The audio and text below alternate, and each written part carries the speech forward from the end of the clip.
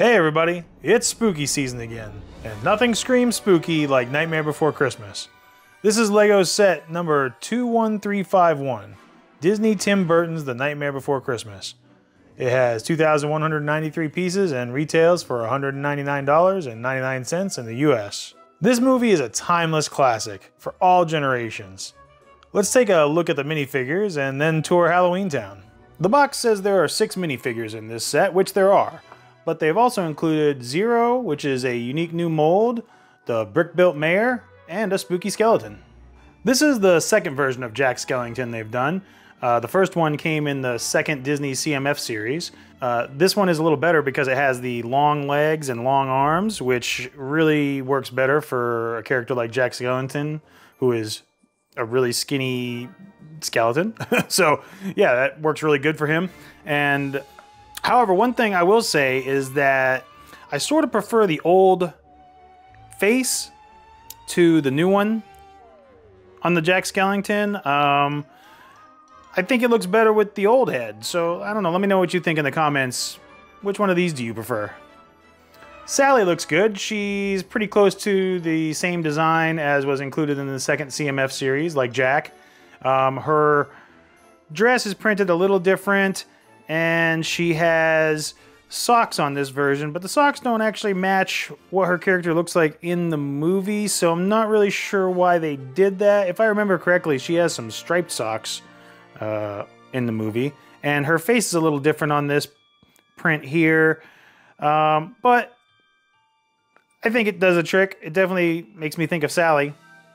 Here is Locke, and as you can see, he doesn't really have any printing on his torso or legs, but to be fair, in the movie he's just wearing a red pajama jumpsuit kind of thing, I think. So it really, this is what he looks like. But I really wish they had gone with the masks instead of their human faces.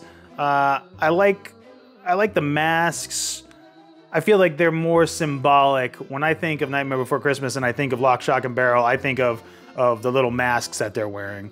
So, I mean, I think they kind of missed on that, but other than that, they're really cool to have. Here you can see Shock, same situation. She doesn't have any printing. She's got this great new witch hat with hair mold. It's different from some other ones, so that's nice. And then Barrel with his super creepy face, which looks a lot like, I mean, all of their faces look just like their masks, but the masks are cooler. I don't know what to say. He's the only one that's got any kind of printing, which kind of goes with his costume. So that's nice. And again, it's accurate. In the movies, that's really just how they looked. So I think they stuck to the plan there. Here we have this movie's version of Santa Claus. He's a little different from other Santa Clauses you've seen. He's got rosy cheeks, and he's got some candy on his back, in his belt, under his beard. He's also got some candy corn, and he has a candy cane. He's got his hat and beard. I think you could put this hat and beard on Jack, but then he still wouldn't be wearing the red outfit, so we're missing out on that. I really wish they would have included a Santa outfit for Jack with the long legs and long arms. It's a pretty important part of the movie. And that would have been nice. Maybe there will be other sets, who knows? Many ideas sets have led to further sets down the road. So maybe we'll get lucky and maybe we'll get that Oogie Boogie we're all hoping for. Maybe we'll get Jack dressed as Santa, Dr. Finkelstein, things like that. It would be great to see more Nightmare Before Christmas sets. And, I feel like it's an easy win for LEGO. You're talking Christmas and Halloween sets. How can you go wrong? Here we have this awesome Zero mold. It's absolutely perfect. There's nothing wrong with this at all. It's amazing. Dual molded to get the red collar in there. Just an amazing piece. Here we have the brick-built mayor. And as you can see, he's just built from some cone pieces and some clips for arms. I really wish they had made it so his head could spin. I mean, that's kind of the whole point with the two-faced politician. So I would like to see that spin. So I might even alter that to spin. I think it would suit the character better. And then of course, Spooky Skeleton. He's just a skeleton. Same skeleton that's in most sets these days. It's a good selection of minifigures. I'd like to see some other choices also, but I'm still happy with what we got.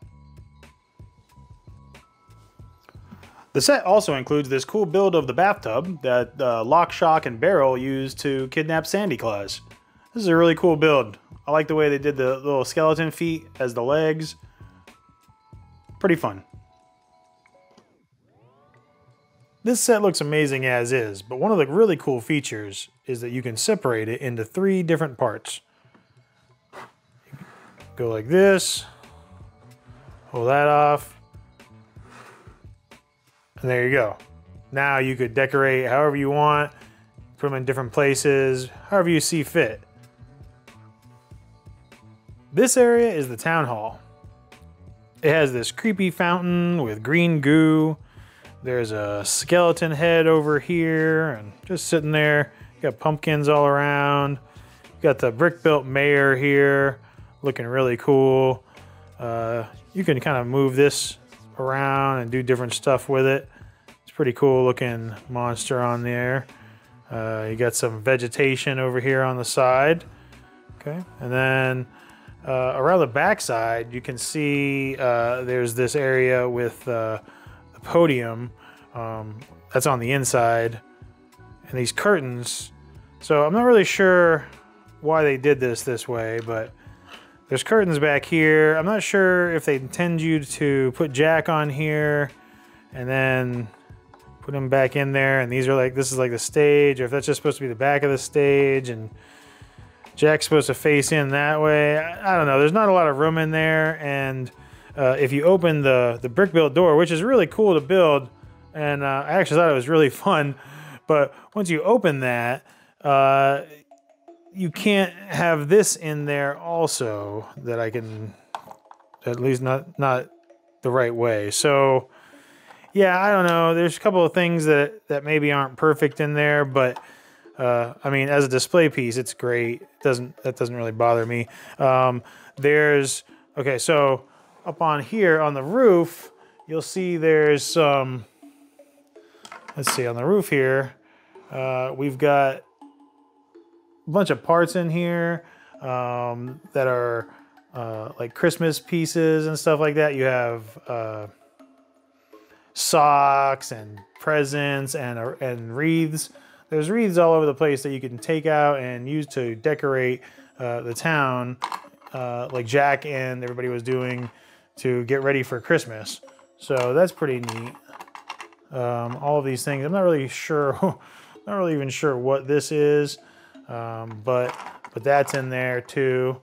And you've got this really neat feature where you use the orange. These orange bricks are used to hold against this piece here, this orange panel, and that makes this go together like that, and it works out really good. So I like the way they did that. I think that looks really nice, especially from the front. But now let's get down to some of the things I don't like. When you take this off, pulls the banner kind of forward, which worries me because I don't want the banner to get messed up. But so as you see, that comes off like that, and then these stay here, which is kind of weird when you're putting this back on. You have to thread it between the wall and the banners here, so that's kind of weird. These move, so I mean, they're pretty easy to get back where you want to. But that's a thing. And then if you look down inside here, you'll see that there's a skeleton here with a spoon and another wreath that you can use, and a little cooking pot, and maybe a potion down here and a bowl. Not sure what happened down there. So that's pretty neat. But then in order to put it back together, you have to see, because I don't want to, you don't want the banner to get messed up. So you have to kind of do like that, and then make sure it's in the right place. Yeah, I mean, it's not the worst thing in the world, but it's a little weird. This tree, I really like this tree. This twisted tree over here. It's a dead tree. It looks really great. I like the way they do them on an angle like this, so the trunk's not just coming straight out of the ground. That's very cool. This is Jack Skellington's house. There is another crooked tree over here. We've got more pumpkins around the front, around this creepy gate with these like wrought iron black cats up here, and you know, more creepy wall over here. You've got the little cliff that Jack's house was on, and with these crooked steps. There's not as many steps as there is in the movie, and the cliff's not as much over the edge, but you know, they're working kind of in scale, here, so that's fine. And you know, Jack's house is nice, but it doesn't look as cool as it does in the movies or in the original ideas submission by Simon Scott. This version here reminds me more of the house from Invader Zim. I would have been okay with them not including the town hall and you know, maybe adding a little bit more to Jack's house. But I mean, both buildings overall work well with the warped aesthetic of Halloween Town. So you know, I kind of understand why they did what they did, but you know, I could have been fine with these two parts, but we'll get into that more once we look at that one. But yeah, so let's take a look here inside. You've got the same kind of roof situation here where these orange pieces rest on here. They didn't make these ones orange, I guess, because maybe you could see them a little bit or something. But it's the same principle. Those just kind of rest on there, which is really neat. The build for this crooked stovepipe, chimney pipe thing is neat. You got that, and yeah, also the orange parts on there, so you kind of know which one's which, or which way goes which way. So that's kind of good. And then inside here, you'll see more of the Christmas wreaths. You got some of those. And then you've also got just another skull, some pumpkins, a spider. And when you've got the roof off, it allows you to see some more light in here, and you can see all the things that Jack has going on, where he has his little him dressed as Santa Claus picture. He has the chalkboard where he's trying to figure out Christmas and how it works with snowflakes and candy and all the different stuff.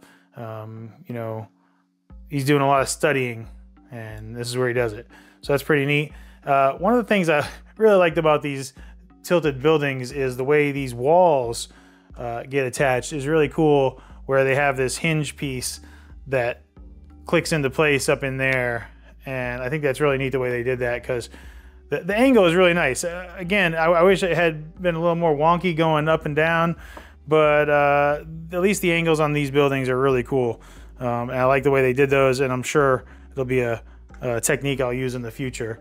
So this also comes off of here. Let's see if we can do that without breaking things. Yeah, okay. There we go. And yeah, this little room, I mean, honestly, I don't even know why that comes off. You can't really get in there that well. You can kind of from the sides, and you can see that he's got his little Santa bag, I guess, in there, and this Christmas tree that you can access from the back. But other than that, I mean, this door, there's not a lot of room to do much in there. Like I said, these kind of give you that access, but nothing that you really need to get to in there anyways. So I guess the fact that this top part here opens the way it does is probably more helpful in the long run. So there's that. This is the cemetery by Jack's house. This is easily the most iconic of the three scenes, and it's no surprise that it's most people's favorite part. There are more pumpkins around the front here. You've got a bunch of gravestones with clever names on them. And that all leads back here to the Twisted Hill, where Jack and Sally stand. and Jack sings his song. This moon is made of thin plastic, not cheese, surprisingly. Many people have said that this could have been a set by itself, and I agree. But I think I would have preferred if they had kept the piece count of the whole set and made Jack's house a little more crooked and wonky like it should be, and just included this. They could have had just those two parts, and I think that would have really been the way to go, in my opinion. Overall, I'm extremely happy with this set. It isn't perfect, but it perfectly captures the essence of Halloween Town. I feel that this set can be enjoyed by all fans of Nightmare Before Christmas, regardless of whether or not they are LEGO fans. I hope they make more from this theme. Thanks for watching and have a great day.